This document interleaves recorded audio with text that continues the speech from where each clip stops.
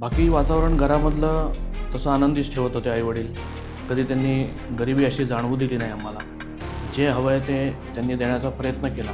तंत्रज्ञान तर तुम्हाला नवीन नवीन आणावं लागणारच आहे आणि ते वापरण्यासाठी माणसंही त्या ज्ञानाची तुम्हाला आणावी लागतात. म्हणजे कस्टमर आज कशावर टिकून असतो किंवा आपल्याला ऑर्डर्स कशावर मिळतात तर ते विश्वासार्थ. फॅक्टरीचं टेन्शन हे आपल्या घराच्या बाहेर. घरामध्ये आल्यानंतर अतुल म्हणजे हा घरातला एक सदस्य. तर या सगळ्या प्रवासामध्ये पत्नीची साथ कशी मिळते? खरं तर फार मोठी साथ शलाकाने मला माझ्या या उद्योगाच्या जडणघडण्यामध्ये किंवा व्यवसाय वाढण्यामध्ये दिलेली आहे. उद्योग क्षेत्रातून तुम्ही सामाजिक आणि राजकीय क्षेत्रात आला, त्यामागची प्रेरणा काय असते? खरं तर मोदीजींचं कार्य पाहून किंवा देवेंद्रजींचं कार्य पाहून मी भारतीय जनता पार्टीमध्ये प्रवेश करण्याचा निर्णय घेतला आहे. तर माझे वडील, माझा भाऊ हे कट्टर शिवसैनिक होते शेवटपर्यंत.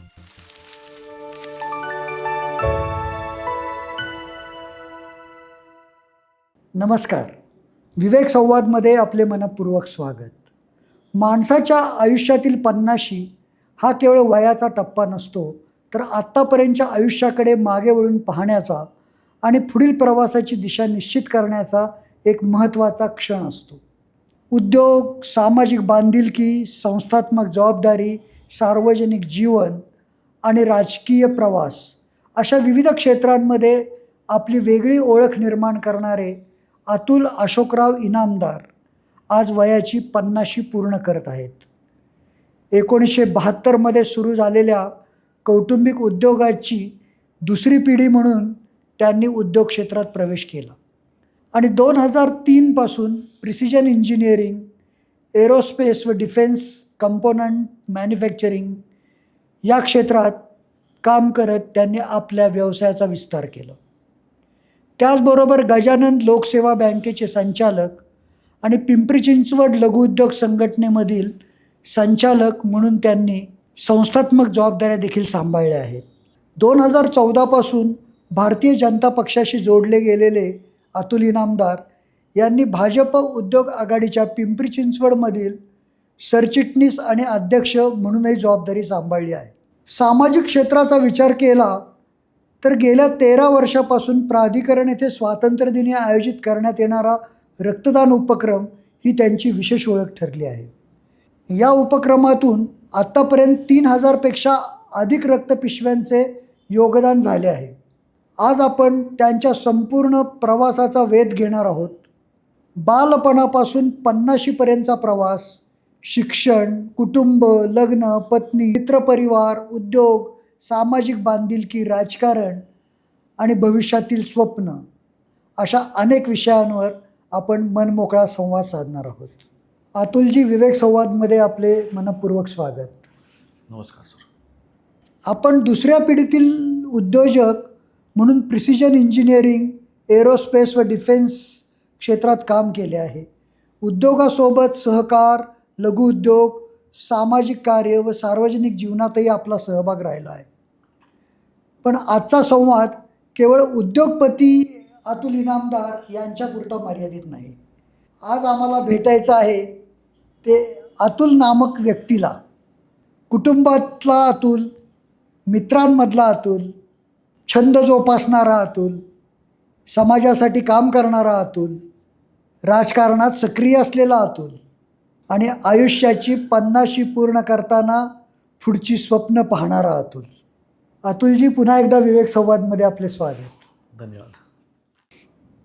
अतुलजी, सर्वात प्रथम मला सांगा, 50 पूर्ण करताना तुमच्या मनात आत्ता काय चालू आहे? कोणत्या आठवणी 50 वर्षातील डोळ्यासमोर तरळत आहेत? सर्वप्रथम आजच्या या 50व्या वाढदिवसानिमित्त तुम्ही माझ्या जुन्या आठवणींना उजाळा देताय किंवा त्या ताज्या करताय, त्याबद्दल मी विवेक संवादाचे आभार मानतो. तुम्ही विचारल्याप्रमाणे आज खरं तर मागील 50 वर्षांचा पूर्ण प्रवास हा माझ्या डोळ्यासमोर येतो आहे. बालपणी आईवडिलांनी केलेले संस्कार, त्यांनी केलेली जडणघडण आणि त्यांनी केलेले कष्ट, त्यातून उभा केलेला व्यवसाय आणि त्याची आज प्रचिती म्हणून हा विस्तार, हा सर्व प्रवास आज माझ्या डोळ्यासमोर उभा राहतो आहे. आपण अशा कुटुंबातून आलाय की ज्यांनी 1972मध्ये उद्योगाची मुहूर्तमेढ रोवली.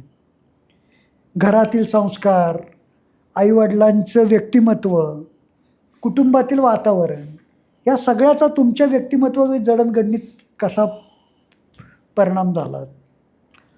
खरं तर लहानपणापासून घरामध्ये उद्योग व्यवसायाचं वातावरण होतं. वडील 1965मध्ये आमचं गाव निमगाव अकलूज शहरातलं आणि तेथून येथे स्थायिक झाले. त्यानंतर 1965 साली वडील जैन इंडस्ट्रीजमध्ये फिरोदिया ग्रुपमध्ये कामास रुजू झाले.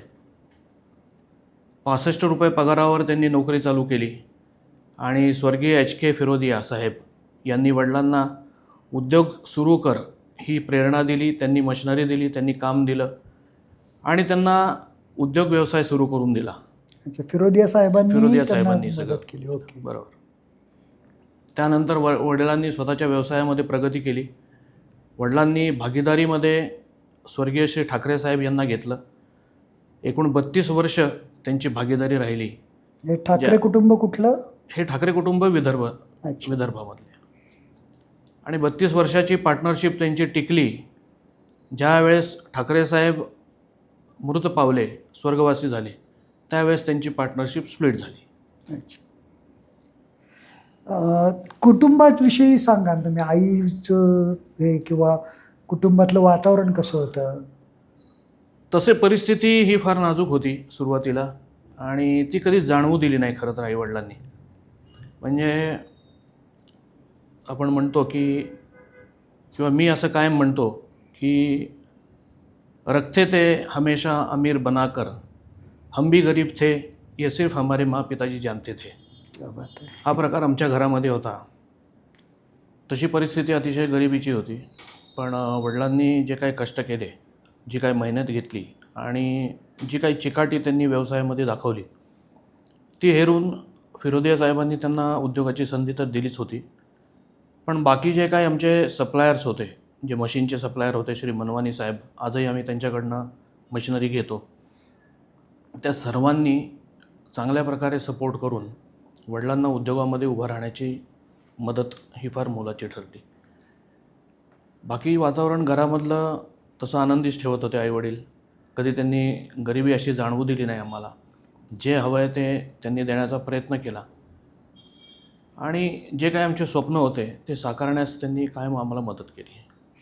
तर स्वाभाविक आहे, उद्योजक म्हणून बाहेरच्यांना जरी तो माणूस मोठा वाटत असला हो, तरी त्याला आत किती संघर्ष असतो Correct. हे त्या कुटुंबातल्या व्यक्तींनाच माहिती असतं. बरोबर. ज्ञानप्रबोधिनी शाळा, प्रशाला आणि DY पाटील कॉलेजमध्ये तुमचं शिक्षण झालं.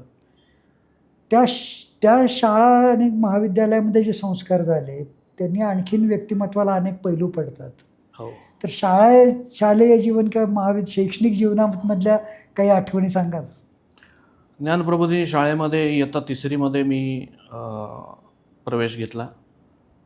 3री ते 10वी हा प्रवास ज्ञानप्रबोधिनी शाळेमध्ये शिक्षण संस्कार सगळे ज्ञानप्रबोधिनीमध्ये मिळाले. त्यानंतर पुढील शिक्षणासाठी DY पाटील कॉलेजमध्ये डिप्लोमा इन इंजिनिअरिंगसाठी प्रवेश घेतला. त्या ठिकाणी डिप्लोमा पूर्ण करून मी व्यवसायामध्ये पदार्पण केलं. खरं तर शाळेने दिलेले संस्कार ह्यामुळंच मी आज तुमच्यासमोर या मुलाखतीसाठी बसलेलो आहे. समाजामध्ये कसं वागलं पाहिजे, व्यवहार कसा असला पाहिजे, आपली वागणूक कशी असली पाहिजे, हे सगळे संस्कार मला ज्ञानप्रबोधिनीमधून मिळाले. शाळेतली अशी काही आठवण आहे का की जी अजूनही लक्षात हो. राहिली?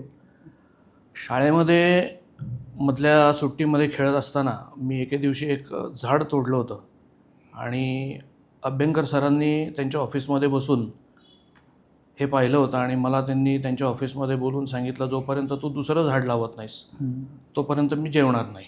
अरे बापरे. आणि ही गोष्ट मी मधली सुट्टी त्यानंतर खेळलो, वर्ग अटेंड केला आणि मी विसरून गेलो. दुसरा दिवस तसाच गेला. 3ऱ्या दिवशी आमच्या शाळू मिस म्हणून आहेत, त्यांनी मला बोलवलं. त्यांनी विचारलं, अतुल तू झाड लावलंस का? मी म्हणलं नाही, लावलं नाही मी झाड. मला म्हणाला, सरांनी तुला सांगितलं होतं की जोपर्यंत तू झाड लावणार नाहीस तोपर्यंत मी जेवणार नाही. सर अजूनही जेवलेले नाही आहेत. अरे बापरे. त्यांच्या इथं चल, त्यांची माफी माग. त्यांच्या इथं गेलो, त्यांची माफी मागितली. आमच्या शाळेमध्ये नर्सरी होती, तिथलं झाड घेतलं. तर जे झाड मी तोडलं होतं त्या ठिकाणी ते झाड वृक्षारोपण केलं त्याचं. त्यानंतर अभ्यंकर सर जेवली. अरे ही गोष्ट अजूनही माझ्या मनात आहे. त्यामुळे वेळोवेळी जिथं जिथं मला संधी मिळेल त्या ठिकाणी वृक्षारोपण करत असतो. वा वा, केवढे मोठे संस्कार त्या एका स्वतःच्या कृतीमधून भाऊंनी Correct. दिले. फारच छान. उद्योग क्षेत्रात येण्याचा तुमचा निर्णय हा आपला जर कुटुंबाचा व्यवसाय असेल तर स्वाभाविक असते की माणूस त्या व्यवसायाकडे वळतो. पण खरोखरच तुमची इच्छा होती का, काही वेगळा विचार होता की काही आपण वेगळं करावं? वेगळं असं नव्हतं माझ्या मनामध्ये. घरचा व्यवसाय, उद्योग व्यवसाय सांभाळणं आणि तो वाढवणं हे एकच स्वप्न मी उराशी बाळगून होतो आणि त्याप्रमाणे मार्गक्रमण करून मी पुढील व्यवसाय वाढवला. आता कुठल्याही व्यावसायिक उद्योजक असतात किंवा व्यावसायिक असतात, त्यांचा जो पारंपरिक उद्योग असतो तो पुढे कंटिन्यू करताना दुसरी जी पिढी असती त्याच्यापुढे काही आव्हानं असतात. बरोबर. ती काय आव्हानं तुम्हाला जाणवली? पूर्वीचा उद्योग व्यवसाय पाहिला आणि आताचा उद्योग व्यवसाय पाहिला तर त्यामध्ये जमीन आसमानचा फरक आहे. वेळोवेळी जे काही बदल घडतात, जी काही टेक्नॉलॉजी येते ती आत्मसात करावी लागते. तसा बदल आपल्या फॅक्टरीमध्ये आपल्याला घडवावा लागतो. पूर्वीचे कामगार आणि आता जे कामगार यांचा एक समन्वय साधावा लागतो. आपल्याबरोबर असलेल्या पूर्वीच्या कामगारांनाही विसरून चालत नाही आणि नवीन पिढीतल्या कामगारांनाही सोडून जमत नाही. बरं. पण दोघांचं समन्वय साधण्यामध्ये थोडंसं अवघड जातं. पण तरीसुद्धा वडिलांनी ते मार्गदर्शन दिलेलं आहे. त्यामुळं पूर्वीचे लोक म्हणजे 40 वर्षापासून काम करत असलेले सहकारीसुद्धा आज आमच्याबरोबर आहेत आणि ते एका चांगल्या प्रकारे आपल्या घरातलाच व्यवसाय असल्यासारखं ते आमचा व्यवसाय सांभाळतात. विश्वासू आहेत. त्यामुळं आज हा आमचा उद्योग व्यवस्थित वाढीस आहे. वा, छान. 2003 पासून प्रिसिजन इंजिनिअरिंग क्षेत्रात काम करताना एरोस्पेस आणि डिफेन्स कंपोनंट्ससारख्या अत्यंत अचूकता, की अगदी सूक्ष्म अचूकता त्याला लागते आणि गुणवत्ता पण प्रचंड लागते. तर अशा क्षेत्रात काम करण्याचा अनुभव कसा राहिला? 2003 सुरुवातीला मला अल्फा लेवल स्वीडनची एक्सपोर्टची ऑर्डर पहिली मिळाली. ती ऑर्डर पूर्ण केल्यानंतर माझ्या मनामध्ये देशातील उत्पादन करण्यापेक्षा, कारखान्यांना पुरवठा करण्यापेक्षा परकीय कारखान्यांना पुरवठा करणे हे माझं एक स्वप्न पहिल्यापासूनच होतं आणि त्यानिमित्ताने मी तो शोध घेत होतो कायम. मी त्यावेळेस इंटरनेट कॅफे जे चालू असायचे त्या ठिकाणी 8-8, 10-10 तास काम शोधत राहायचो. अच्छा. मग त्यावेळेस जसं माझं डोकं चालेल त्याप्रमाणे मी ते काम शोधायचो. कधी याहू मेसेंजरवर असायचो, त्यातून मी काही कस्टमर शोधण्याचा प्रयत्न करायचो. बरेच लोक याहू मेसेंजरवर टाईमपासला येत होते. ते कधी कधी मला रागामध्ये काही बडबडायचे की या ठिकाणी काम कुठं शोधतोस तू. सायबर कॅफे चालवणारा सुद्धा मला म्हणायचा की तेव्हा कंपनीमध्ये तुमच्या कारखान्यामध्ये इंटरनेट नव्हतं. त्यावेळेस इंटरनेट एवढं असं वापर नव्हता, प्रचलित नव्हतं किंवा वापर नव्हता त्याचा. ज्या सायबर कॅफेमध्ये जायचो ते म्हणायचे मला की बाकीचे लोक टाईमपास करतात आणि तू एकटाच इथं काम शोधत बसलेला असतोस. मी एकेका दिवसाला 100 मेल पाठवायचो आणि त्यांच्याकडनं रिप्लाय यायची वाट पाहायचो. असंच करता करता अल्फा लेवल स्वीडनची मला काम मिळालं. एक ऑर्डर मिळाली आणि ती ऑर्डर पूर्ण केल्यानंतर मी बाकीचे काही देशामध्ये इंटरनेटद्वारे मेल पाठवून त्यांच्या अपॉइंटमेंट घेऊन त्यांना भेटायला जाऊन मग काम शोधण्याचा प्रयत्न केला आणि त्यातून हे एरोस्पेस डिफेन्सचं मला एक काम मिळालं. म्हणजे इंटरनेटच्या माध्यमातून तुम्ही जगभर तुमचा व्यवसाय वाढीसाठी प्रयत्न केलात. वा, फार इंटरनेट वापर सुद्धा मला एवढा असा माहीत नव्हता. पण माझा वर्गमित्र आहे विनय सातपुते. त्यांनी एक दिवशी मला आपण इंटरनेटवर काय काय करू शकतो याची सगळी माहिती दिली आणि दुसऱ्या दिवसापासून मी कामाला लागलो. निर्यातीची दारं तुम्हाला इंटरनेटच्या माध्यमातून उघडली गेली. तुम्ही प्रत्यक्ष परदेशात कधी गेलात? मग मी अनेक वेळा आता परदेशात गेलो. कामानिमित्ताने भरपूर वेळा मी परदेशात गेलेलो आहे. माझ्या जवळजवळ 10 ते 12 देश कामानिमित्त फिरून झालेले आहेत आणि माझे कस्टमरसुद्धा आता बऱ्यापैकी बाहेरचेच आहेत सगळे. ओके. आता एरोस्पेस आणि डिफेन्स कंपोनंट्सच्या संदर्भातले अनुभव सांगा. एरोस्पेस आणि डिफेन्सचे कंपोनंट्स थोडक्यात तुम्हाला माहिती देतो की यामध्ये विमानांचे सुटे भाग पासून जे काही बॉम्ब वापरण्यात येतात त्या सर्वांचे सुटे भाग हे तयार करण्याचं काम आता समर्थ प्रिसिजन करत आहे. काही दिवसातच त्याला जे काही मानांकन लागतं किंवा सर्टिफिकेशन लागतं AS म्हणजे 9100 संरक्षण खात्याकडनं या ऑर्डर्स मिळतात. संरक्षण खात्याकडनं ऑर्डर मिळतात. काही दिवसानंतर याला जे मानांकन लागतं किंवा सर्टिफिकेशन लागतं AS 9100D, त्याची तयारी आमच्या कारखान्यामध्ये चालू आहे. आणि ते एकदा मिळाल्यानंतर पूर्ण जग ज्या ज्या ठिकाणी एरोस्पेस डिफेन्सचे कॉम्पोनंट्स तयार होतात त्या सर्वांना मी अप्रोच करू शकेन आणि एक मोठा व्यवसाय यातून निर्माण करू शकेन. वा. आता ह्यामध्ये विमानांचे भाग, ज्याला ॲक्युरसी, सातत्यता आणि मटेरियल ग्रेडपासून ते मायक्रॉनमध्ये टॉलरन्स मेंटेन करणं हे महत्त्वाचं असतं. त्या ठिकाणी वजनसुद्धा मेंटेन करणं फार महत्त्वाचं असतं. 2 ग्रामपासून ते 32 किलोपर्यंतचे पार्ट्स मी त्यांच्यासाठी करतो आहे आणि ते यशस्वीरित्या आत्तापर्यंत असेंब्ली होऊन, टेस्टिंग होऊन त्याचा वापरही परदेशामध्ये होत आहे सध्या. वा. या म्हणजे भविष्यातही प्रचंड स्कोप असलेलं एक क्षेत्र भरपूर. तुम्ही मोठं निवडलेलं क्षेत्र आहे. छान. उद्योग चालवताना माणूस म्हणून तुम्हाला सर्वाधिक काय शिकायला मिळालं? उद्योग चालवताना माणसं जपणं हे फार महत्त्वाचं आहे आणि पैशापेक्षा माणसं कमवणं हे फार महत्त्वाचं आहे. हे गेल्या अनेक वर्षामध्ये उद्योग चालवताना मला जाणवलेली एक बाब आहे. ओके.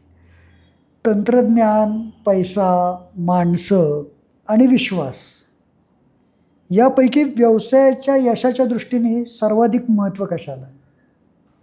तंत्रज्ञान तर तुम्हाला नवीन नवीन आणावं लागणारच आहे आणि ते वापरण्यासाठी माणसंही त्या ज्ञानाची तुम्हाला आणावी लागणार आहेत. आणि विश्वासार्हता म्हणजे कस्टमर आज कशावर टिकून असतो किंवा आपल्याला ऑर्डर्स कशावर मिळतात, तर ते विश्वासार्हता.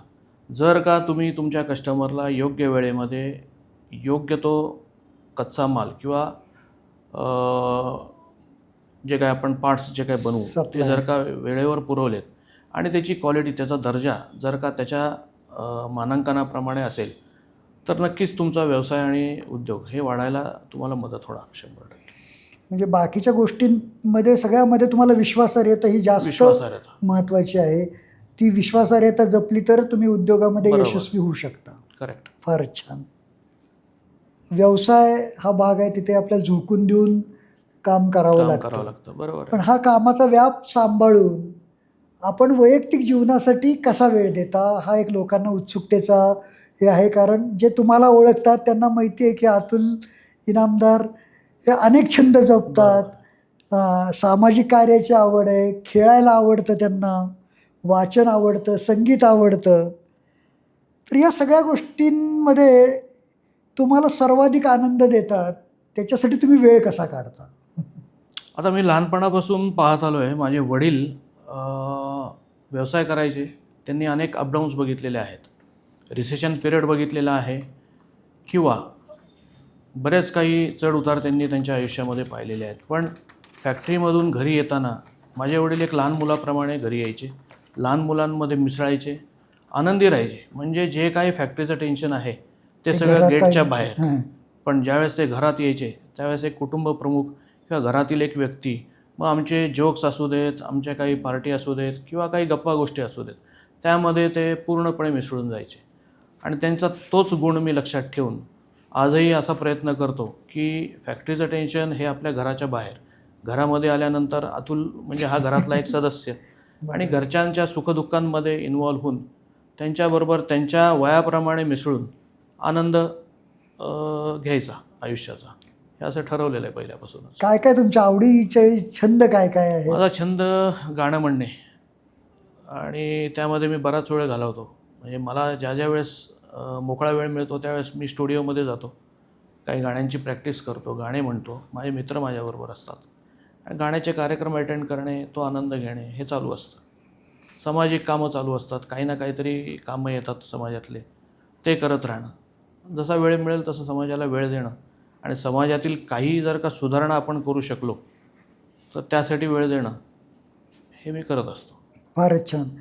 आता आयुष्याचा सुवर्ण महोत्सव तुम्ही साजरा करताय, या निमित्ताने एखादं आवडतं गाणं गुणगुणाल?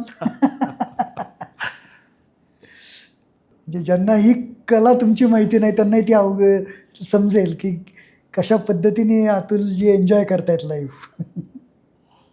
माझ्या आईवडिलांनाच मी एक गाणं समर्पित करीन. ये तो सच है कि भगवान है मगर फिर भी अनजान है, धरती पे रूप माँ बाप का उस विधाता की पहचान है, ये तो सच है कि भगवान है. वा वा, छान. सुंदर. आणि या वाढदिवसाच्या निमित्ताने आईवडिलांचं हो. तुम्ही कृतज्ञता व्यक्त केली या गाण्याच्या निमित्ताने. फारच छान. आता आपण तुमचं जे कौटुंबिक प्रवास आहे त्याच्यामध्ये सगळ्यात महत्त्वाचं असतं जीवनामध्ये लग्न. बरोबर. तर हे लग्न कशा पद्धतीने तुमचं जमलं आणि त्या संदर्भातल्या काही आठवणी आहेत का, ते ऐकायला आम्हाला आवडेल. आमच्या दोघांकडं बघून किंवा आमच्या वागण्याकडं बघून बऱ्याच जणांना वाटतं की हे लव्ह मॅरेज आहे. मला अनेक जण विचारतात किंवा शलाकाला सुद्धा बरेच जण विचारतात की तुमचं लव्ह मॅरेज आहे का. तर आमचं अरेंज कम लव्ह मॅरेज आहे खरं तर. माझ्या वडिलांचे मित्र होते श्री भट यांनी हे स्थळ दाखवलं आणि ही पहिलीच मुलगी मी पाहिलेली. आणि त्यावेळेस वडिलांची घाई चालायची की पटकन निर्णय दे आणि उरकून टाक. मी तिसरा होतो घरामध्ये, माझंच लग्न राहिलं होतं आणि वडिलांचा फोर्स चालू होता इकडं. मी म्हणायचो अजून बघू आपण. नाही म्हणाले वडील, ही मुलगी चांगली, हेच मुलीशी लग्न करायचं असतं. आणि अशा प्रकारे ते लग्न ठरलं. आणि त्यामध्ये साखरपुडा आणि लग्नामध्ये एक 6 महिन्याचा गॅप होता. अच्छा. त्यावेळेस बऱ्याच ठिकाणी फिरलो, बरेच काही आम्ही एन्जॉय केलं त्यावेळेस. आणि ते अरेंज कम लव्ह मॅरेज असं आमचं ठरलं. पहिली मुलगी पाहिली आणि पसंत केली. हीच पहिली मुलगी आणि हीच पसंत. लव्ह ॲट फर्स्ट साईट म्हणता येईल. बरोबर आहे. आता तुम्ही कौटुंबिक जबाबदाऱ्या तर तुमच्या सौभाग्यवती सांभाळतातच. हो. त्याचबरोबर एक उद्योजक जेव्हा असतो तेव्हा उद्योगाची पण एक जबाबदारी असते. तुम्ही सामाजिक कार्यकर्ते असल्यामुळे सामाजिक कार्याची जबाबदारी असते. तर या सगळ्या प्रवासामध्ये पत्नीची साथ कशी मिळते तुम्हाला? खरं तर फार मोठी साथ शलाकाने मला माझ्या या उद्योगाच्या जडणघडण्यामध्ये किंवा व्यवसाय वाढण्यामध्ये दिलेली आहे. तिने अपडाऊन्स माझ्याबरोबर फार पाहिलेले आहेत, म्हणजे जवळून पाहिलेले आहेत. आणि प्रत्येक वेळेस तिने मला खंबीरपणे साथ दिलेली आहे. कुठेही ती कमी पडलेली नाही आहे. आणि तिच्या पाठबळामुळेच खरं तर आज मी उद्योगामध्ये यशस्वी होऊ शकलो आणि उभा राहू शकलो. आपल्या पत्नीप्रमाणेच आपली मुलं देखील आपल्या खांद्याला खांदा लावून काम करताना दिसतात. सार्वजनिक जीवनातही दिसतात आणि आता उद्योगामध्येही बरोबर. त्यांनी हातभार लावायला सुरुवात केली आहे. तर ते कशा पद्धतीने तुम्हाला मदत करतात? आता माझ्या मुलांचं शिक्षण जवळपास पूर्ण झालेलं आहे. मुलं किती आपल्याला? मला एक मुलगा एक मुलगी. अच्छा. तर Ashwin diploma in mechanical engineer pass झाल्यानंतर BBA केलं त्यांनी इंटरनॅशनल बिझनेसमध्ये. आणि आता माझ्याबरोबर तो चाकणची फॅक्टरी सांभाळतो. बऱ्यापैकी त्यांनी आता त्यातलं ज्ञान आत्मसात केलेलं आहे. आणि पुढे त्यांचे जे काही प्लॅनिंग्स आहेत, अश्विनचे व्यवसाय वाढवण्याचे काही प्लॅनिंग्स आहेत, त्या दृष्टीने आम्ही मार्गक्रमण करत आहोत. काही दिवसांमध्ये, काही वर्षांमध्ये अश्विन स्वतःची एक फॅक्टरी म्हणजे तुमची तिसरी पिढी देखील व्यवसायामध्येच आहेत. माझ्या मोठ्या भावाचे मुलंसुद्धा आता व्यवसायामध्ये आहेत. पूर्णपणे ते व्यवसाय सांभाळत आहेत. एकूण 4 मुलं आणि 1 मुलगी असा आमच्या परिवारामध्ये आहे. तर ते सर्वजण, माझी मुलगी फक्त आता शिकते, बाकी सगळ्यांचे शिक्षण. मुलीचं नाव काय? ऐश्वर्या. ऐश्वर्या. ती काय करते आता? ती आता BBA करते. अच्छा. आणि ते पूर्ण झाल्यानंतर ती सुद्धा माझ्याबरोबर व्यवसायामध्ये जॉईन होईल. वा, फारच छान.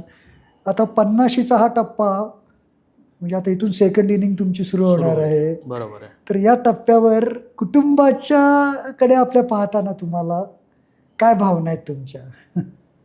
हा जो काही प्रवास आत्तापर्यंतचा कष्ट, जिद्द आणि मेहनतीचा झालेला आहे, आता 50शी पूर्ण झाल्यानंतर जे काही स्वप्न बाकी आहेत ते पूर्ण करायचं ठरवलेलं आहे.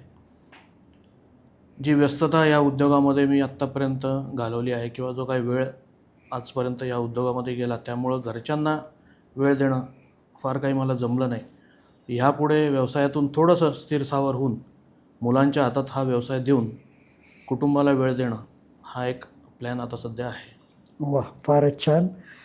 आता आपण थोडं तुमच्या सार्वजनिक संस्थात्मक जबाबदाऱ्या ज्या तुम्ही सांभाळतात त्यांच्याविषयी बोलूयात. एक तर गजानन लोकसेवा बँक जी गजानन भाऊ बाबर बाबासाहेब यांनी सुरू केली होती. त्यात तुमचे वडील देखील डायरेक्टर होते, हो. मला आठवतं या गोष्टी. तर त्या संस्थेमध्ये तुम्ही संचालक म्हणून काम पाहता आणि दुसरी आहे पिंपरी चिंचवड लघुउद्योग संघटना. बरोबर. त्या ठिकाणी देखील तुम्ही अनेक वर्ष संचालक म्हणून काम करत आहात. तर हे संस्थात्मक काम करतानाचे तुमचे अनुभव शेअर केले तर बरं होईल. वडील गजानन लोकसेवा सहकारी बँकेमध्ये उपाध्यक्ष म्हणून होते आणि त्यांच्यानंतर मला तिथं डायरेक्टर किंवा संचालक पद दिलं गेलं. त्याचप्रमाणे पिंपरी चिंचवड लघुउद्योग संघटना ही वडिलांनी चालू केलेली होती आणि त्यामध्ये आता मी संचालक म्हणून काम करतो आहे. आपल्याला असलेलं ज्ञान हे समाजासाठी कुठंतरी वापर व्हावा व समाजामध्ये बदल घडावा, समाजाची आपल्याबरोबर काहीतरी प्रगती व्हावी, हे ध्येय मनामध्ये ठेवून मी गजानन लोकसेवा किंवा लघुउद्योग संघटना या ठिकाणी कार्य करत असतो. ज्या वेळेस मला जमेल त्या वेळेस मी बँकेच्या कार्यात किंवा लघुउद्योग संघटनेच्या कार्यामध्ये वेळ देऊन जे आपल्याकडं ज्ञान आहे, जे काही आपण समाजाला देऊ शकतो ते देण्याचा प्रयत्न करत असतो. 2014 पासून आपण भारतीय जनता पक्षाच्या माध्यमातून काम करताय. पक्षाच्या उद्योग आघाडीची जबाबदारी देखील सांभाळताय. तर उद्योग क्षेत्रातून तुम्ही सामाजिक आणि राजकीय क्षेत्रात आलात, त्यामागची प्रेरणा काय होती? खरं तर मोदीजींचं कार्य पाहून किंवा देवेंद्रजींचं कार्य पाहून मी भारतीय जनता पार्टीमध्ये प्रवेश करण्याचा निर्णय घेतला. तर माझे वडील, माझा भाऊ हे कट्टर शिवसैनिक होते शेवटपर्यंत. पण मोदीजींचं कार्य, देवेंद्रजींचं कार्य पाहून मी भारतीय जनता पार्टीमध्ये प्रवेश केला आणि तेव्हापासून पक्षामध्ये कार्यरत आहे. मग उद्योग आघाडीचं सरचिटणीसपद मला देण्यात आलं. त्यानंतर अध्यक्षपद मी 3 वर्ष व्यवस्थितपणे अध्यक्षपदाची भूमिका पार पाडली. वेगवेगळे कार्यक्रम त्या निमित्ताने मी घेतले. मोदीजींनी आज जो काही देशामध्ये बदल घडवलेला आहे किंवा मोदीजींची जी फॉरेन पॉलिसी आहे, फॉरेन बिझनेस पॉलिसी जी आहे, त्यामध्ये त्यांनी असं डिक्लेअर केलं होतं की जर का भारत तुमच्याकडून काही तंत्रज्ञान विकत घेईल किंवा क्षेपणास्त्र विकत घेईल किंवा डिफेन्सचे कॉम्पोनंट्स किंवा काही बॉम्बचे पार्ट्स किंवा एरोस्पेसचे पार्ट्स विकत घेईल तर त्या असेंब्लीमधले काही पार्ट्स हे भारतामध्ये बनले पाहिजेत. हे राफेलसारख्या कंपनीलासुद्धा त्यांनी अट घातली होती आणि त्यामुळेच मला जो काय आज रोजगार मिळतो आहे किंवा जे काय माझा व्यवसाय वाढतो आहे, हे मोदीजींच्या निर्णयापैकी एक निर्णय असल्यामुळं मला त्याचा बेनिफिट होतो आहे आणि त्यामुळे मी भारतीय जनता पार्टीमध्ये सक्रिय आहे. ओके, फारच छान. हे जे तुमचे प्रेरणादायी नेते आहेत, आता तुम्ही दोघांचं नाव घेतलं, नरेंद्र मोदी आणि देवेंद्र फडणवीस, यांची कधी प्रत्यक्ष भेट आणि प्रत्यक्ष बोलायची संधी मिळाली? देवेंद्रजींची भेट मला आपले आमदार अमितजी गोरखे यांच्यामुळे देवेंद्रजींची भेट घ्यायची संधी मला मिळाली. त्यांच्या पुढे जाऊन उद्योजकांची व्यथा मांडण्याची संधी मला मिळाली आणि नुकतंच आता उदयजी सामंत यांना मी भेटलो. उद्योगधंद्याची समस्या जे काय आहेत, उद्योजकांच्या ज्या काही समस्या आहेत त्या त्यांच्यापुढे मांडण्यात अमितजींची बराच वेळा मला साथ मिळते आणि ज्या वेळेस जमेल त्या वेळेस ते आमची भेट घडवून आणत असतात. वा, फारच छान. उद्योगपती आणि राजकीय सामाजिक कार्यकर्ता या दोन्ही भूमिका सांभाळताना तारेवरची कसरत करावी लागते. एक मुख्य म्हणजे वेळ, आणि दोन्ही गोष्टींना वेळ हा प्रचंड द्यावा लागतो. बरोबर. तर हा निर्णय घेताना जेव्हा तुम्ही निर्णय घेतला की दोन्ही आपल्याला करायचं आहे, तेव्हा उद्योजक म्हणून असलेल्या अनुभवाचा तुम्हाला सामाजिक राजकीय क्षेत्रात काम करताना कितपत उपयोग झाला आणि तिकडच्या अनुभवाचा तुम्हाला उद्योगात किती अनुभव होतो, अनुभवाचा फायदा होतो? सहसा तुम्ही बघाल तर उद्योजक हा राजकारणामध्ये यायला कचरतो. हो, शक्यतो तो ओपनली राजकारणामध्ये येत नाही. जरी का आज बरेच भारतीय जनता पार्टीचे समर्थक असतील तरीसुद्धा ते उद्योजक समाजात ओपन होत नाहीत किंवा येत नाहीत पुढं ते. पण मी उद्योजक म्हणून किंवा राजकारणामध्ये प्रवेश जो काही मी काय केला तो एक सॅटिस्फाईड किंवा एक सेटल्ड उद्योग आता झाला आहे. आता काहीतरी आपल्याला समाजासाठी करायचं आहे आणि त्यात भारतीय जनता पार्टी हा पक्ष मला व्यवस्थित वाटला. त्यांचं कार्य, त्यांच्या पॉलिसीज या मला माझ्या मनाला पटल्या, त्यामुळं मी हा प्रवेश केला खरं तर. आणि त्या अंतर्गत आता मी माझं काम चालू ठेवलेलं आहे. नाही, माझा प्रश्न असा आहे की उद्योग म्हणून तुम्हाला काम करण्याची मॅनेजमेंटची कौशल्य असतात, ती तिकडे उपयोगी पडतात का? आणि इकडे जे सार्वजनिक क्षेत्रात वावरताना जे अनुभव असतो तो उद्योजक म्हणून फायद्याचा ठरतो का? नक्कीच एकमेकाला पूरक ठरतात काही? ठरतात, नक्कीच हे ठरतात. पण उद्योगामध्ये राजकारण, म्हणजे माझ्या एका कस्टमरने मला नुकतंच सांगितलं होतं की politics and business cannot go together. एकतर तुला पॉलिटिक्स करावं लागेल, एकतर तुला राजकारणामध्ये थांबावं लागेल. पण एक तारेवरची कसरत नक्कीच आहे. पण उद्योगातला काही अनुभव मी इकडं राजकारणामध्ये किंवा राजकारणातला काही अनुभव मी उद्योगामध्ये, हे चालू आहे सर. गेल्या 13 वर्षापासून प्राधिकरणात दर स्वातंत्र्य दिनाला तुमचा रक्तदानाचा उपक्रम तुम्ही राबवता. आत्तापर्यंत 3000हून अधिक रक्तपिशव्यांचं संकलन या माध्यमातून झालं आहे. तर हे या उपक्रमामागची प्रेरणा कुठून मिळाली? म्हणजे रक्तदानाच्या क्षेत्रात आपण काम करावं, बरोबर. याच्या मागची प्रेरणा काय? काय असं काय प्रसंग घडला की तुम्हाला या विषयीचं महत्त्व पटलं आणि त्यासाठी आपण दरवर्षी काम करावं बरोबर असं वाटलं? अनेक नागरिकांचा मला रात्री अपरात्री फोन यायचा की ह्या गटाचं रक्तची पिशवी मला लागते किंवा प्लेटलेट्स मला लागत आहेत.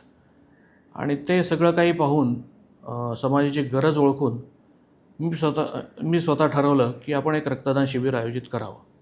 2011 साली फेसबुकच्या माध्यमातूनच मी आमचा मैत्री 92 म्हणून ग्रुप स्थापन केला, जो आमच्या शाळेतला मित्रांचा ग्रुप होता. त्या ग्रुपची पहिली ॲक्टिव्हिटी म्हणून आम्ही रक्तदान शिबिर आयोजित केलं. त्यानंतर आज 14 वर्ष झाले सलग हा उपक्रम आम्ही राबवतो. सुरुवातीला 300-350 रक्तपिशव्या ह्या जमा होत होत्या. आज थोड्याशा त्या घटल्या आहेत, कारण की आता बऱ्याच ठिकाणी हे कार्यक्रम होतात. 15 ऑगस्टच्या दिवशी हा कार्यक्रम होतो. आता मुख्यमंत्री देवेंद्रजी फडणवीस साहेब यांच्या वाढदिवसानिमित्त अनेक ठिकाणी रक्तदानाचे शिबिर आयोजित केले होते. यावेळेस आमचा काउंट हा कमी जरी असला तरी सातत्य हे आम्ही टिकवलेलं आहे. सातत्य कुठल्याही उपक्रमात सातत्य हेच एखादा उपक्रम चालू करणं हे फार सोपं असतं, पण ते सातत्य टिकवणं हे फार अवघड असतं. बरोबर. आणि ते 14 वर्ष झाले आम्ही तो उपक्रम घेतो. याही पुढे तो आम्ही असाच चालू ठेवू. तुम्ही स्वतः किती वेळा रक्तदान केलंय? मी आत्तापर्यंत 17 वेळा रक्तदान केले. वा, म्हणजे तुम्ही या उपक्रमातच करत असतो. वा, छान. या व्यतिरिक्त तुमच्या अनेक उपक्रम चर्चेत आहेत. एकतर दिवाळी फराळ वाटप, बरोबर, कोविडच्या काळात केलेली मदत, फ्रंटलाईन कर्मचाऱ्यांची मदत आणि मंदिरांची पुनर्बांधणी, बरोबर, या क्षेत्रात तुमचं योगदान आहे. तर हे सगळं काम करत असताना प्रसिद्धीपेक्षा समाधान अधिक महत्त्वाचं असतं. बरोबर. तर या सगळ्या उपक्रमांकडे पाहताना तुम्हाला कसं वाटतं आता दिवाळी फराळ वाटप हा जो काही उपक्रम मी राबवतो, तो खास करून मी हॉस्पिटलमध्ये जे काही नर्सेस असतात किंवा जे मामा असतात, त्यांच्यासाठी मावश्या ज्या असतात, त्यांच्यासाठी हा उपक्रम मी खास करून राबवतो. माझ्या आईवडील ॲडमिट असताना मी पाहिलं होतं की अनेक मामा किंवा मावशी किंवा नर्सेस यांना सुट्टी मिळत नाही. त्यांना कंटिन्यूस शिफ्ट असतात. बरोबर. आणि ते घरी जाऊन फराळ कधी तयार करणार, ही एक गोष्ट लक्षात घेऊन मी त्यांच्यासाठी सणासुदीची सुट्टी नसते, सणवार असतानाही त्यांना हॉस्पिटल हे 24/7 चालू असतं. आणि त्या ठिकाणी नर्सेस म्हणा, मामा मावश्या ह्या कमी असतात, म्हणून त्यांना कंटिन्यूस शिफ्ट्स चालू राहतात. आणि त्यांची ही गरज किंवा त्यांची ही काय म्हणता येईल त्याला, की वेळेचा अभाव त्यांच्याकडे असलेला, हे गरज ओळखून मी त्यांच्यासाठी फराळ वाटपाचा कार्यक्रम, हा उपक्रम मी गेले 10 वर्ष राबवतो आहे. दुसरं जे फ्रंटलाईन वर्कर्स आहेत, जे आपले स्वच्छता कर्मचारी आहेत, त्यांनासुद्धा सुट्टी नसती. सण असो काय असो, त्यांना सुट्टी नसते. त्यांच्यासाठीसुद्धा मी फराळ वाटपाचा कार्यक्रम ठेवत असतो. आणि जे रस्त्यावर आपल्याला आज बऱ्याच ठिकाणी काही नागरिक दिसतात, जे सिग्नलला बसलेले असतील किंवा काही चौकामध्ये बसलेले असतील, जे घरापासून आपल्या दूर आहेत किंवा जे लहान मुलं आहेत, त्यांना फराळ वाटपाचा एक उपक्रम मी चालू ठेवलेला आहे. कोरोना काळात आपण नक्की काय प्रकारचे केले? कोरोना काळामध्ये अनेक जणांना बेड उपलब्ध करून देणे, अनेक जणांना प्लेटलेट्स किंवा अनेक जणांना ते इंजेक्शन जे होतं त्यांचं ते उपलब्ध करून देण्याचं काम मी 24/7 चालू ठेवलं होतं. आणि अनेक पेशंट्स असे आहेत ज्यांचा जीव वाचलेला आहे, ज्यांना वेळेवर औषधाची मदत केलेली आहे. असे बरेच उदाहरणं कोरोना काळामधले मी तुम्हाला सांगू शकतो. नाही, फारच छान की आपल्या आनंदामध्ये जे सगळ्यांना सामावून घेणं हो. आणि जे समाजाला योगदान देत आहेत अशांना त्यात सामावून घेणं, बरोबर. जे उपेक्षित आहेत त्यांना त्यांच्या जीवनात आनंद निर्माण करणं, हे खरोखरच खूप मोठं काम आपण या माध्यमातून केलं आहे. आणि कसं असतं, बऱ्याच वेळा आपण उद्योजक असतो, आपण यशस्वी होतो, आपण ते वैयक्तिक हे आपल्या कुटुंबापुरता विचार करणारे अनेक उद्योजक आपण पाहतो. बरोबर. पण जेव्हा सामाजिक याच्यातून जबाबदारीतून आपण त्याचे काही आपल्या समाजाला सगळ्यांना बरोबर आपल्या आनंदात सहभागी करून घेण्याचं, कोरोनासारख्या अडीअडचणीच्या काळात त्यांच्या पाठीशी उभं राहणं, बरोबर. ही खरोखरच वाखाणण्यासारखी हे आहे. आणि आज तुम्ही सुवर्ण महोत्सव जेव्हा साजरा करते आयुष्याचं, तेव्हा आयुष्याचं सोनं होणं कशाला म्हणतात, बरोबर. ते की या उदाहरणांमधून आपल्याला दिसून येतं. फारच छान. प्रवास माणसाला खूप शिकवतो. बरोबर. तुम्हालाही आवडतं ते ट्रॅव्हलिंग. तर आत्तापर्यंत कुठं कुठं फिरला आहात तुम्ही? मी व्यवसायानिमित्त व कुटुंबाबरोबर ज्या काही आजपर्यंत परदेश दौरे केलेले आहेत, त्यामध्ये चायना आहे, इंडोनेशिया आहे, मलेशिया आहे, USA आहे. सर्वात आधी संधी मला अमेरिकेला जायची मिळाली खरं तर. आणि त्यानंतर मी अनेक देश माझ्या परिवाराबरोबर किंवा व्यवसायानिमित्त फिरलेलो आहे. पर्यटनातून माणूस जेवढा फिरेल तेवढा त्याचा दृष्टिकोन बदलतो, व्यापक होतो. बरोबर. जग पाहिलंय ज्यांनी म्हणतात, बरोबर. ते अनुभव असतात. तर असं दृष्टिकोनात काय फरक पडला तुमच्या या सगळ्या जगातील विविध देशांमध्ये फिरल्यानंतर? खरं तर परदेशामध्ये फिरून आपल्या दृष्टिकोनामध्ये, आपल्या ज्ञानामध्ये बराच काही फरक पडतो. सुरुवात ही रस्त्यापासून होते किंवा त्यांच्या राहणीमानापासून होते किंवा निसर्ग सौंदर्य जे काही त्यांनी मेंटेन केलेलं आहे त्याच्यापासून होते. नक्कीच आपल्या इथं बरेच अडथळे आहेत भारतामध्ये की जे आपण तिकडल्या गोष्टी इकडे इम्प्लिमेंट लगेच करू शकणार नाही. कारण त्यांच्या इथं पॉल्युशन बंद करायचं हे साधारण 30 वर्षापूर्वी ठरलं आणि तेव्हापासून त्यांनी कोटिंग, प्लेटिंग, कास्टिंग, फोर्जिंग हे सगळे व्यवसाय देशामधून बाहेर काढले. पैसे जास्त मोजून रेडी पार्ट्स ते विकत घेतात. पण त्यांच्या देशामधल्या नद्या, त्यांचे डोंगरदऱ्या, त्यांची झाडं, त्यांची हिरवळ ही त्यांनी मेंटेन केलेली आहे. बरोबर. त्यांच्या इथला जर का तुम्ही ऑक्सिजन लेवल बघितली, त्यांच्या इथलं पॉल्युशन जर का तुम्ही बघितलं तर आपल्यापेक्षा कित्येक पटीने त्यांच्या इथं पॉल्युशन कमी आहे. नदीचं पाणी तुम्ही पिऊ शकता, आपल्या इथं तसा प्रकार नाही आहे. नदी तुम्हाला माहिती आहे आपल्या इथं किती दूषित केलेल्या आहेत. त्या सर्व गोष्टी त्यांनी मेंटेन केलेल्या आहेत. बऱ्याच वेळा असं वाटतं की आपल्या इथं सुद्धा या गोष्टी इम्प्लिमेंट व्हाव्यात, पण त्याला पुढचे अनेक वर्ष लागतील. तशा पॉलिसीज आपल्याला कराव्या लागतील. त्यानंतर या सर्व गोष्टी शक्य आहेत. विजन तरी बरंच काही आपल्या ज्ञानामध्ये, आपल्या विजनमध्ये बराच काही फरक पडतोय. फारच छान. अजून कुठली ठिकाणं आहेत जगातली अशी की जी तुम्हाला पाहायची राहिली, तुमच्या लिस्टमध्ये आहेत? तसे बरेच काही देश फिरून झाले. स्वित्झर्लंड गेलो आहे, पॅरिस गेलो आहे, इटली गेलो आहे, स्पेन गेलो आहे. त्यामुळं आता तसे काही ठिकाणं जास्त खरं राहिलेली नाही आहेत. पण नक्कीच कुटुंबाला ज्या ज्या ठिकाणी आता जायला आवडेल त्या सर्व ठिकाणी मी त्यांच्याबरोबर जायचा प्रयत्न करतो. वा. आता आयुष्यातला 50शी हा निम्मा टप्पा आपण पूर्ण केलेला आहे. तो देखील नुसता उरकलेला नाही, तर जगत जगत यशाची पायऱ्या एक एक चढत चढत तुम्ही इथपर्यंत आलेला आहात. हे असताना आता सेकंड इनिंग जेव्हा तुम्ही सुरू करताय, त्यातली समजा आपण 50 वर्ष सोडून द्या, पण पुढची एक 10-15 वर्षासाठी काय स्वप्न बघताय, की काय तुम्हाला म्हणजे अतुल इनामदार यांनी स्वतःसाठी, तुमच्या स्वतःसाठी, तुमच्या उद्योगासाठी, समाजासाठी, या पिंपरी चिंचवडसाठी काय करायचं आहे? आणि कुठली सर्वात मोठी अशी अपूर्ण इच्छा राहिलेली आहे तुमची, ती या काळात तुम्हाला पूर्ण करायची? कोणतं स्वप्न असं राहिलं आहे की जे या काळात, आगामी काळात तुम्हाला पूर्ण करायचं आहे? बरोबर. आत्तापर्यंतचा प्रवास हा पाहिला तर या पुढे किंवा या 50 वयाच्या पुढे जे काही माझे स्वप्न आहेत त्यामधील एक स्वप्न म्हणजे SAR इंडस्ट्रीज, समर्थ प्रिसिजन, अभय ॲटो, आनंद एंटरप्राइजेस या ज्या आमच्या 4 फर्म्स आहेत त्या सर्वांचा एक मोठा व्यवसाय सुरू करणे, आपल्या मुलांना व्यवसायामध्ये सेटल झालेलं पाहणे. आता पैसा कमवणं हा उद्देश राहिलेला नाही आहे, पण माणसं कमवणं आणि नाती जपणं हा एक माझा मुख्य उद्देश राहील आणि त्याप्रमाणे माझे सगळे प्लॅनिंग्स चालू आहेत. राहिलेलं जे काय आयुष्य आहे ते परिवाराबरोबर आनंदी आणि सुखसमृद्धीमध्ये घालवणं हे एक माझं स्वप्न आहे. वा वा, फार छान. आता थोडासा गंभीर आपण चर्चा करतोय, हे थोडंसं वातावरण हलकं फुलकं करूयात. आता आपला थोडासा मजेशीर राऊंड असतो एक रॅपिड फायरचा, तर आपण तिकडे वळूयात. बालपणीचा सर्वात आवडता खेळ कोणता तुमचा? लपाछपी. वा. तुमचं आवडतं गाणं कुठलं? जीवन से भरी तेरी आंखें मजबूर करे जीने के लिए. क्या बात आहे.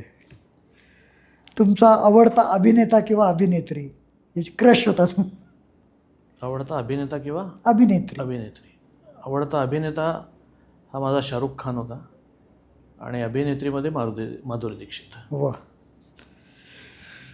तुमचा आवडता मराठी चित्रपट? मराठी चित्रपट खरं तर जास्त पाहिलेले नाही आहेत मी, पण तरीसुद्धा डॉक्टर काशीनाथ घाणेकर. वा. आवडता खाद्यपदार्थ? आईच्या हातची वांग्याची भाजी. क्या बात आहे. चहा की कॉफी? शलाका म्हणजे माझ्या बायकोनी केलेला आलाचा चहा. क्या बात आहे. उद्योग की समाजसेवा? उद्योगात सेटल झाल्यानंतर समाजसेवा. आयुष्यातील अशी व्यक्ती जिच्याकडून तुम्हाला सर्वाधिक प्रेरणा मिळेल? नक्कीच माझे वडील स्वर्गीय अशोकराव इनामदार. वा, फारच छान. अतुलजी, आपण या ठिकाणी आलात आणि आपला 50 वर्षाचा सुवर्ण महोत्सवी जीवनपट या ठिकाणी उलगडलात. त्यातून अनेकांना निश्चितच प्रेरणा मिळेल. आपल्याला सुवर्ण महोत्सवी वाढदिवसानिमित्त विवेक संवाद टीमच्या वतीने खूप खूप शुभेच्छा आणि पुढील वाटचालीसाठी तुमच्या हातून नक्कीच चांगलं कार्य, यापेक्षाही अधिक चांगलं आणि मनाजोगं तुम्हाला जगता येईल आणि त्यातून समाजाला निश्चितच फायदा होईल अशी खात्री बाळगतो आणि या ठिकाणी थांबतो. धन्यवाद सर. धन्यवाद. अतुलजी, आजच्या विवेक संवादमधून आपल्या आयुष्याचे अनेक पैलू उलगडले गेले. उद्योग क्षेत्रात प्रिसिजन इंजिनिअरिंगपासून एरोस्पेस व डिफेन्स मॅन्युफॅक्चरिंगपर्यंतचा प्रवास, संस्थात्मक जबाबदाऱ्या, राजकीय वाटचाल, त्याचबरोबर रक्तदानासारख्या सामाजिक उपक्रमातून समाजाशी जोडलेलं नातं, हा आपला प्रवास निश्चितच प्रेरणादायी आहे. 50शीचा हा टप्पा एका प्रवासाचा शेवट नाही, तर नव्या पर्वाची सुरुवात आहे. अतुलजी, आपल्या सुवर्ण महोत्सवी वर्षानिमित्त आपल्याला उत्तम आरोग्य, यश, समाधान आणि आपल्या सर्व संकल्पांना यश मिळावे यासाठी विवेक संवादच्या संपूर्ण टीमकडून आपल्याला मनपूर्वक शुभेच्छा आणि पुढील प्रवास असा समृद्ध आणि समाजोपयोगी राहो ही सदिच्छा. मित्रांनो, आजचा हा विशेष संवाद तुम्हाला आवडला असेल तर या व्हिडिओला नक्की लाईक करा. हा संवाद आपल्या मित्रपरिवारासोबत आणि परिचितांसोबत शेअर करा. विवेक संवादचे असेच वेगळे, मनमोकळे आणि प्रेरणादायी संवाद पाहण्यासाठी आमचे चॅनल सबस्क्राईब करा आणि बेल आयकॉन दाबायला विसरू नका. पुन्हा भेटूया एका नव्या व्यक्तिमत्वासोबत, एका नव्या संवादासह. तोपर्यंत मी विवेक इनामदार आपला निरोप घेतो.